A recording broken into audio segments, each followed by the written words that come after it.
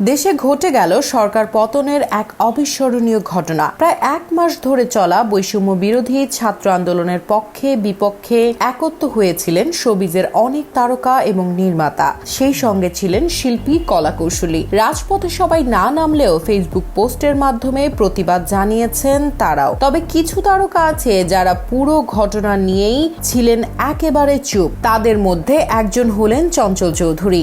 এবার সামাজিক যোগাযোগ মাধ্যমে পোস্ট দিয়ে বিপাকে পড়েছেন এই অভিনেতা, যেখানে দাবি করেছেন তার মায়ের অসুস্থতাজনিত কারণে সাম্প্রতিক সময়ে সামাজিক যোগাযোগ মাধ্যমে খুব বেশি সক্রিয় হতে পারেননি তিনি। দেশে সাম্প্রতিক পরিস্থিতিতে তিনি কোনো মন্তব্য করেননি দাবি করে চঞ্চল চৌধুরী লিখেছেন, আমি চঞ্চল চৌধুরী বলছি। আমার নাম ব্যবহার করে কোনো বিদেশি বা দেশি পত্রপত্রিকা বা সামাজিক যোগাযোগ মাধ্যমে সাম্প্রতিক পরিস্থিতিতে যদি কিছু লেখা হয় তার দায় আমার নয়, কারণ এখন পর্যন্ত আমি কোনো পত্রপত্রিকা বা সামাজিক যোগাযোগ মাধ্যমে কোনো বিষয়ে কোনো বক্তব্য দেইনি। এই অভিনেতা আরো লিখেছেন, আমি একজন সাধারণ শিল্পী, পেশাগত কারণ ছাড়া কোনো কিছুর সঙ্গে আমার কোনো সম্পৃক্ততা নেই। আমার মায়ের চরম অসুস্থতাজনিত কারণে সাম্প্রতিক সময়ে আমি সামাজিক যোগাযোগ মাধ্যম থেকে খুব বেশি সক্রিয় নই। দেশে শান্তি বিরাজ করুক এবং সকলের মঙ্গল হোক, এমন পোস্টে শোবিজের অনেকেই তাকে সমর্থন জানাচ্ছেন। সেই সাথে তার মায়ের সুস্থতাও কামনা করছেন অনেকে।